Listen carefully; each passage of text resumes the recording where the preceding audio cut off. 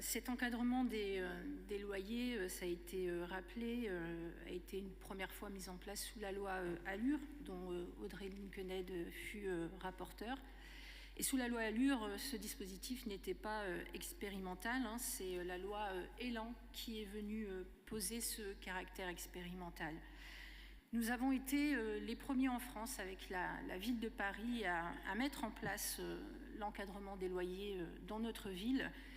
J'aimerais rappeler que nous l'avons voulu en priorité pour nos jeunes étudiants, les premières victimes des loyers trop chers, puisque les étudiants, les jeunes, représentent un tiers des occupants du parc locatif privé à Lille.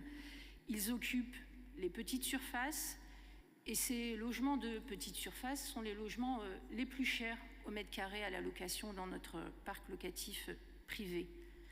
Ça a été dit, il est vrai qu'à Lille et dans les autres villes expérimentant ce dispositif, le dispositif de l'encadrement montre son efficacité. Nous voyons notamment le volume des baux non conformes descendre à 22% selon l'observatoire local, notre observatoire local des loyers. Et ça l'a été dit, selon l'étude de l'atelier parisien d'urbanisme, le niveau des loyers a réduit de 4% dans notre ville. La ville de Lille est aussi fortement engagée dans l'Alliance pour l'encadrement des loyers qui regroupe plusieurs villes, la ville de Paris, Bordeaux, Montpellier, pour ne citer que ces villes. Et monsieur le maire Arnaud Deslandes a eu l'occasion de participer en juin dernier au rassemblement organisé par la ville de Paris, au cours duquel un rapport a été officiellement remis par l'Alliance pour l'encadrement des loyers à la ministre du Logement, Madame Valérie Létard. Alors oui, nous souhaitons sans surprise la pérennisation du dispositif de l'encadrement des loyers qui montre ses premiers signes d'efficacité.